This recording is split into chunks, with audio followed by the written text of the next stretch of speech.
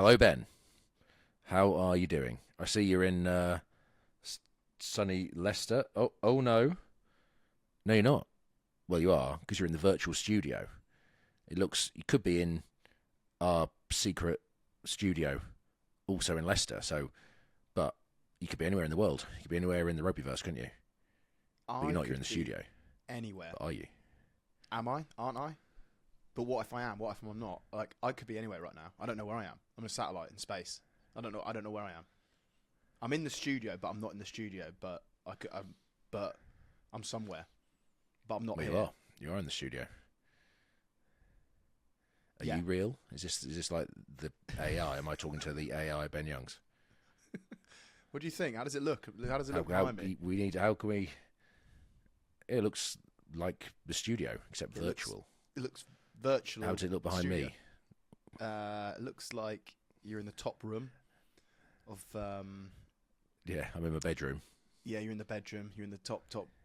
In an up down. Who are you rooming with? Who are you You with? might be able to hear the air conditioning blowing out. Some I'm hot with air. GFord.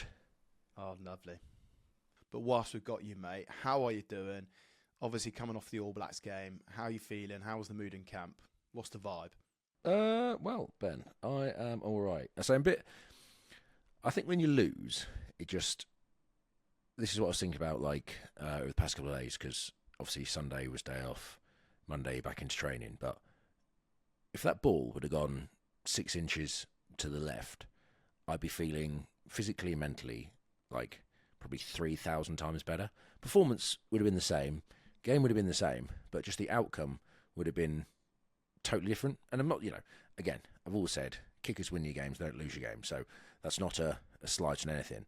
I say some of the stuff that's been levelled at my roommate George Ford is just daft. People don't know. But yeah, no, you just feel a bit down. You just feel physically safe. It was probably the emotion of playing the All Blacks first game at Twickenham in a while, first game at the Allianz in a while. It's you play the Hacker. There's a lot of build up in the week, and it takes emotionally takes out of you. It's a bit like we had at the World Cup and stuff like that. When you have to, we talk about previously. You mentioned you have to manage the highs and lows of the emotion as well as physicality of the time when you're in camp. So past couple of days you're probably feeling a bit down, but there's enough guys here. There's new guys coming to camp. Guys haven't played. The coaches are always upbeat, energetic, and you quickly get up to speed because the mood shifts from the loss. We take our learnings from New Zealand and then try and implement them Australia this weekend. Did it feel like deja vu?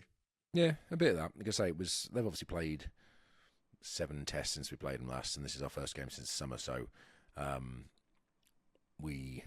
are a different team, a better team than they were. But yes, missed opportunity. Again, you go into the final quarter of the game with an 8-point lead. You probably should be winning that game, and that's on guys on the bench. Myself, our scrum conceded 2 penalties to give New Zealand field position. We are under pressure on our 22. We can see penalties there, and they score, and that's sort of the game.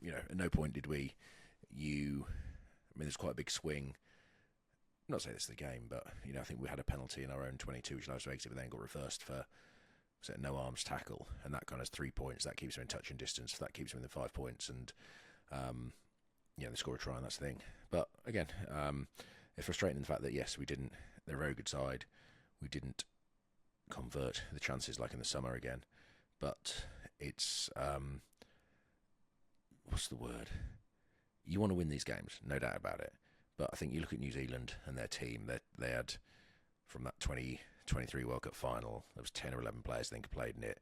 They got a shed load of caps. I know they're probably not we say about the greatest New Zealand team in the world, but they are a very talented team. And that England team, or the England team at the weekend, was actually quite young and youthful. So you take the positive. We will look to the positives. Obviously, we have to learn quickly and get better because it's 3 times now we've gone into the final quarter with New Zealand either winning or in touching distance and lost. And you don't want that to be a habit. But in the same time, you'd prefer to be, if you were a mathematician or a statistician or something, you'd prefer to be close in the final quarter, and then at some point those will tip. You probably the probability to start winning those games. Not that we leave it to probability, but as opposed to being, out the game. You're 20 points down with 15 minutes to go. So obviously, the positives are we're in the games. We just need to finish them, which is easier said than done. Yeah, England are always in the games, to be fair, the way that you guys play. sets up for that sort of grandstand finish. I can't wait to see you boys get on the right side of those results and just turn the tide a little bit. And being so close so many times throughout this season or this test season, to just kind of change that. Just quickly, Coley, after the game, excuse me, just quickly, Coley, after the game, was there like a big summary, or was it very much like we'll review and we'll move on to Australia? How did that sort of happen? It was a bit of, met in the change room after the game. Steve leads the sort of debrief, and he's kind of upbeat as you can be in the fact that the great thing about Steve, or one of the great things about him, is I think, as you know, like you lose a game like that. We've had coaches before where you're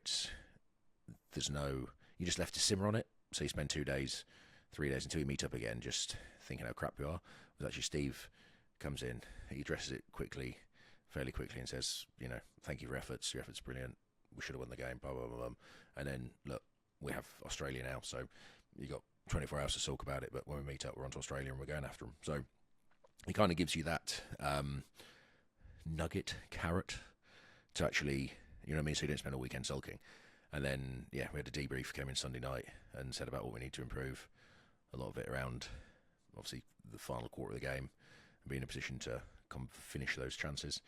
And how, because I think the penalty count was something that first half we conceded one I think first half we conceded one, third quarter of the game, I think we conceded one or two, and then obviously probably it was 5 or 6 in the final quarter, so that obviously has to improve. But, at the same time, we've sort of had touched on or looked at Australia. We took a learnings from New Zealand, looked at Australia and how they play, because they're a different beast compared to New Zealand. Absolutely. I'll tell you the stat, actually, Coley, on discipline. Total penalties for England was 7, and total penalties for New Zealand was 11. But a lot of those penalties for England came in the last sort of 20 minutes of the game, where that's the time where 8-point swing, you kind of want to be cleaner than clean and give them no field position, no let up, and don't let them sort of chip away at that score. Yeah, definitely. I say that we failed to do that. Like I said, we conceded 2 penalties at the scrum, which gave them field position. We conceded a couple at the breakdown, or maybe 3 at the breakdown. And, you give New Zealand enough chances, they will, at some point, obviously seeing the weekend, they've got finishers that can score. And, that unfortunately is the game. But, again, there are, however, disappointment. And I know there's a lot of people probably out there who comment on the game, say England should have won this, should have done that, should have done that. But it's, you actually look at the squad profile of the team. It's a young team, and it's getting younger, put it that way, thanks to a sad retirement. But, you hope the young guys will learn now, best to learn now, and hopefully in 3 years' time when the World Cup rolls around, they're in a position to win these games. And you look at, we say it all the time, don't we, about the teams we've played. Like England's 03 team, they lost at the Grand Slam games, and South Africa weren't the best team before 2019. So there's plenty of teams that haven't peaked 3 years before the World Cup, put it that way. So as long as England keep improving and getting better, which is, I say, we're playing against the top teams in the world, and we are in these games. And as you look at France, Ireland, South Africa, New Zealand 3 times, England are in the games. It's a question now turning it on to winning these games. But to win them, you've got to be in them. So it's, it's not as big. You have to lose in a test match against New Zealand in that manner. You're kind of like, oh, everything's crap. But in actual fact, you take a step back from it and you realise it's not, the world isn't as bad as it seems. Actually, you have opportunities to win the game, and if you keep working on doing what we're doing and stick to the game plan, do what we need to do, then we concede 1 or 2 less penalties in that final quarter, or flip one round, then you win the game. Well, I was definitely one of those guys that commented and felt like England should have won. I did. I think that you're in a position to do so. I think you've got youth, but you've got more than enough to do that. So I was definitely one of those guys that I still sit here now and feel like that was an opportunity missed. But Steve said 24 hours. I don't disagree. I don't disagree that we should. Yeah. Sorry, I don't disagree. We probably should have won the game. On the balance of the game, you're 8 points to get up going into the fourth quarter. You should win the game. I don't disagree with that, but the raw emotion straight away after the game is once you pick it apart and you look at it and you find things. There's, as a team, and this is the difference between, as you know, being in a team and I think and being outside the team is, if we, the team, just went, oh, should have won that game, should have won that and dwell on it for the next week, we're going to get no better. We're not going to improve as a team. The coaches just go, oh, if only we'd completed that 2-on-1, or if only we'd done this, or only we'd done that, then you're not going to get any better here. I mean, remember Fordy said on the podcast, he hates coaches coming in Monday morning and go, oh, if you'd done this, you'd have won. Well, thanks. So, and that's where being in the team, it's not like that at all. And actually, the coaching staff, the players, you find a way of taking positives from the game. It's not avoiding, of course, it's not avoiding the negative stuff and what you can do better, but you move forward and you find a way, because you in the media, yes, you can talk about it for 5 days. We're in the media, but we're different. But in certain things you can talk about it for 5 days, saying should have done this, should have done that, oh, this is criminal and stuff. But as a team, you just have to move forward, and that's what we do. Coley, how quickly do you watch the video back so that you can get your bits out of it before you crack on to Australia? Well, Ben, Saturday night we got back to the hotel probably a bit past 8 o'clock. Had some food. Had my boys stay with me, so we haven't seen them in a week. Obviously been in camp, so had a nice time with them. Had some food with Marler, came to camp, and sort of George Ford. One of my sons decided he wants to be a potato farmer, so because potatoes are healthy and they bring happiness to people. So I was going to send him your way. Maybe your Which one was way. it? Was it Ralph or Henry? But also he was chatting to JVP. Was it Ralph or Henry? It was Henry. Henry, And nice. I was like, it was Henry. It's like, Daddy, I'm just going to grow some potatoes, make everyone happy, and then we're going to have a world of potatoes. And then JVP, Jack Van Portfleet, was at the end of the table because he'd been 24th man. And I was like, Jack's family actually grows potatoes. And so Henry's shook hands with JVP. He's like, if we combine your farm with my farm, we could have the biggest potato farm in the world. So there's a legally binding handshake that's taken place between my son and JVP that we're combining my farm, which doesn't exist, with his farm, which is massive, and we're going into business. You heard it on this podcast, all right? So just so you know, don't shake hands with an 8-year-old on potato farming. They'll win, all right? That's genius from Henry. So anyway, back to I digress. Yeah. I digress. So yes, we had some food. So when did you watch the Got game? back to the Obviously, room. you were with Henry boys were knackered, and so Ralph. yeah, I waited for my kids to fall asleep. About 9 o'clock, 9:30, they fell asleep. They were knackered. Finally fell asleep. They'd been sent through to our phones, or the app on our phone, and I basically straight away, because there's bits, as you know, there's bits that stick in your mind. You sit on the bench, you watch the first 50 or 60, you're engaged in it, so you're watching the game as it's going on. But there's bits that you play, or what happened that you miss when you're actually playing. You're in the bottom of a breakdown, or this, or you want to look at a scrum, or you want to look at like a line-out maul, or how this happened, or that, because there's bits you miss. So, and they play in your mind. And I was lying awake at 10:30, 11 o'clock at night. Yeah, I went through those bits, and then studied the game more. Had a nice morning with the boys. I'm a mates in Richmond this morning, and then when I got to Penny Hill, we looked at the game. So got back into base at 3 o'clock, whenever it was. Went through the game thoroughly, and then reviews and stuff that night. Coley, the bit you just said there, like you almost have to watch it back because there's certain parts of the game that kind of like bug you, or you just are more heightened in your brain about what happened there, what about this. Once you've then watched them back, does that then give you a bit of, okay, like that sits better with me now, or actually I thought that happened, now I've seen that happen, it sits even worse for me? Depends on the situation. Sometimes it's like, because I say, for instance, in the scrum, an inch in a scrum feels like a mile. And at the time, I say the 2 penalties New Zealand won felt like we'd gone back a lot. And you actually watch them back, and they shift sideways a bit, and one goes straight up in the air, and they don't really go anywhere. So you're a bit like, part of you's like, it wasn't as bad as I thought it was, and a part of you's frustrated because it's like, it wasn't as bad as I thought it was, and you can see the penalty. So it's kind of bits like that. They play in your mind, and so sometimes it's a reassurance, and other times you're a bit like, you're getting more annoyed because there's bits you missed, and so, but that comes with the playing the game, and you emotionally invested in the game and the team, and it's, I'm sure there'll be bits this week where you look back on, you're like, for fuck's sakes, on like Thursday or Wednesday, or what I mean, and even like, I look back to games 10, 15 years ago, you're like, ugh, there's just moments in games, like we played Leinster in a quarter-final, and I remember Yogman Crofty got taken out in the air, and it was like, no, in a line-out, it's like, no, he didn't, and you watch the replay, and it's like, oh, he did, and then it's like, that just annoys me still, to this day, but I can't do anything about it, so you can move on, don't you? But there's always get flashbacks to bits and bobs where you're just like, oh. So yeah, at some point it'll leave us. No, absolutely. Was it always the plan to come on at 50, mate? Like the whole front row seemed to change and come on. Like a lot of changes happened pretty early on with the 6-2 split. Was that always the plan for you to trot on early doors? I don't. I think the plan was to come on as the front row, or try and bring up a unit on, because when you got 60 bench, obviously you want to use the forward pack. And you look at New Zealand. We've said before on the pod that their forward pack is very good, and they're a threat up front. And I think our forwards did a great job of, let's say, moving, carrying, defending. So yeah, I don't know if it was obviously to bring us on as a group. I don't know if it was supposed to be at 50 or later, whatever it was, but we're ready to go, and then just got put on. But I don't know if that was pre-planned or what. And then game plan wise, Coley, was it similar to the summer, or was it obviously changed?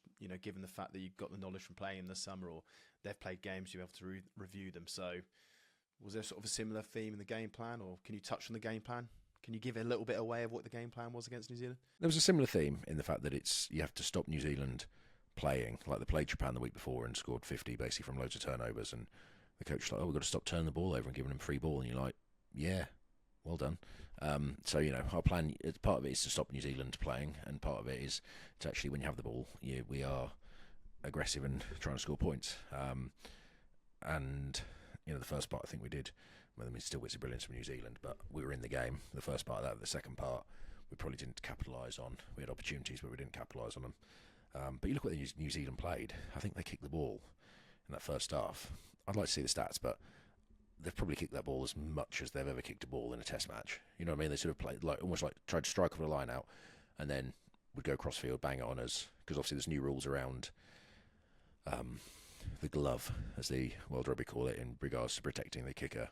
So both teams I think were trying to go after that and exploit that, and then we spent a lot of time in the first half exiting, and when we did get the opposition 22, we put phases together, but we probably lacked the killer punch to get a try or something like that, where we took penalties and which kept us in the game. But it's that's the game plan was to be in the game, but it's obviously be a bit more clinical in those areas. Coley, due to our partners during the Autumn Nation series, Sage, I get Sage insights. So you're right, New Zealand did kick the ball an awful lot, more so than they normally would. They kicked the ball 30 times in the game, but actually England kicked it 33, mate. So there actually wasn't too much in between that. But I've got all the data, mate. I know everything. I love it. I'm absolutely loving it. Finally, Coley, before we move on, England's discipline in quarter four. When a game like that happens and it starts is it more them building pressure or you inviting pressure because of maybe the penalty count towards that? I know you touched on it earlier, but just on that, that mindset out there. Set piece wise, we probably invited pressure through giving away 2 scrum penalties, we given field position, and then they were good at building pressure in the sort of ball carry, the breakdown. Their try, I think they played off an advantage or tapped and went, and you get a couple of penalties in the 22. You then it becomes quite hard as a team to. You don't want to give away a penalty, but then you've got to get the ball back somehow. And New Zealand are a very good team at playing phases, keeping the ball alive. A lot of times for offloads and stuff. So it's that balance between them building pressure and stopping the pressure, but without giving away a penalty. But then you've kind of, in Western regards, got to risk it to get the penalty to win the ball back, because otherwise, if you don't, they're just going to keep on it forever. But the best way of stopping them in your 22 is not to let them in the 22 in the first place, which comes back to the set piece. In other news, though, Coley, of course, it must have been an emotional week for you anyway, with our mate Joe Marler announcing his retirement from England on Sunday, ending on 95 caps. Incredible effort. He put out a very touching statement, and of course, he referenced you in it, Coley. So tell us sort of that story from your perspective and how that went down. Well, we obviously had a week in Girona, and we were training, and then we went home for the weekend, and he came back in Sunday night, and kind of came in. We had a meeting in the evening, and he sort of came into that. It's like, you're right, we didn't really get a chance to speak, and he's like, no.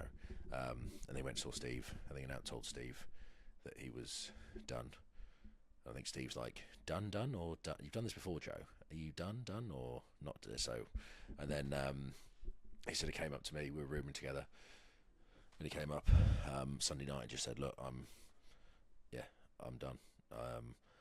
I love it, but I've got family commitments. I've said it a long time. Like I said in his statement, said a long time that it's always about family, but actually his family needs him now."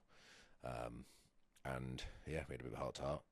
Sat here for half an hour, and the thing, it's one of those things. It's bittersweet because Selfishly, you want your mate in camp, one of your best friends in camp, because those shared experiences will always be with you. And when you got young families and you kind of rely upon each other, because it's tough, as you know. You rely upon each other for support and get through, and just a shoulder to, an ear to listen. But from my point of view, selfishly you want him to stay, but he has to be with his family, and that's you're not going to begrudge a person that. And as we said, there are plenty of, for me and him, playing wise memories of like 2023, the World Cup semi, other games we've played together, the scrums we've been in, the times we've had, more importantly off the field than anything on the field. There's moments in games where we'll always have that bond, but off the field, spend so much time together. So you do. I care a lot for him. He's been through.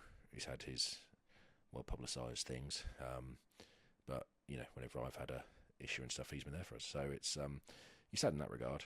But I know Joe, and I'm guessing he is torn. Because obviously you don't want to let the team down, but then you prefer to let the team down than let your family down. So you can deal with not seeing, looking at your teammates, and in 10 years' time, you can deal with sort of the disappointment of your teammates, but I don't think you can deal with the disappointment of your family. So, I fully support his decision. It's sad. He's a great player. He's a great friend. He brings, what's the word? People like him, I think, teach us all lessons. It's even like the flaming, like this week, it was all about him, because there was some stuff in the press, wasn't there? Like, oh, he made that comment about the hacker and he left. It's like, no, he left before that and then threw the hacker out there.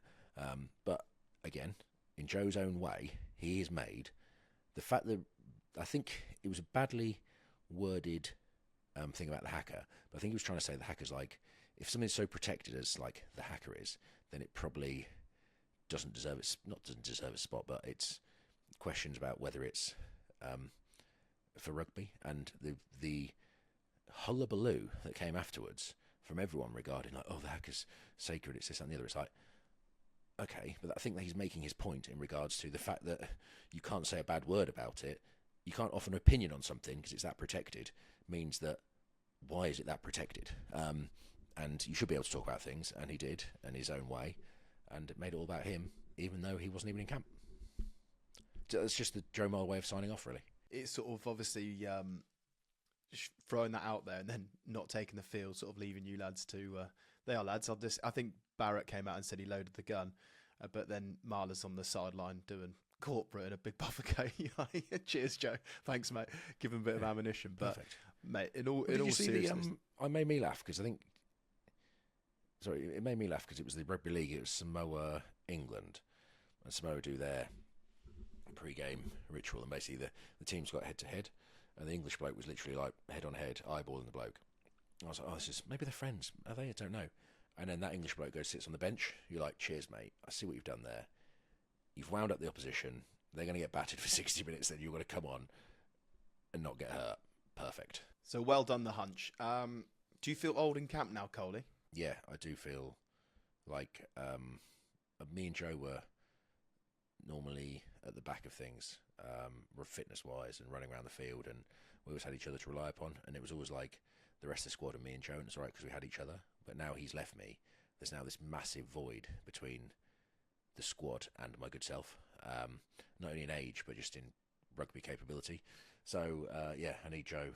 Joe's left me there, but it'll be all right. I say, the thing what really got me was, it's like the first time we were like, oh, this Autumn Nations might be our last time together. We'll room together. So we finally actually roomed together. We've roomed together before, but like years ago. And literally comes on Sunday night and he's like, right, I'm off. So I'm like, yeah, that's great, Joe, but who rooming with now, mate? There's not any old guys left, but who stepped up to the plate. I can guess. Let me get. There's only one man for the job, mate, and it's got to be GFord. GFord, he stepped up to the plate. When he heard that Joe was gone, I reckon 2 minutes, he was like, who's in your room? I'm in. So I think he was room with Curry, so he's had enough of him. But he was back. We've roomed together before. Really good combo, me and George. But he was happy. So it's kind of worked out, keeping the veterans together. Well, good idea. Stick with him, mate. What a man. How is George doing, mate? Because so many people just don't understand. Like, obviously, well, you mentioned it earlier. Like, literally 6 centimeters to the left, that ball goes over the drop goal. But like, people just like get fixated with like an isolated incident of like these 2 kicks. Like George, like single-handedly orchestrated one of the greatest wins in that World Cup against Argentina. The way he conducted that game, right? And it should never have come to that moment of having to win it at the end with a drop goal. And I think he's come into some unworthy criticism, and it's totally unfair.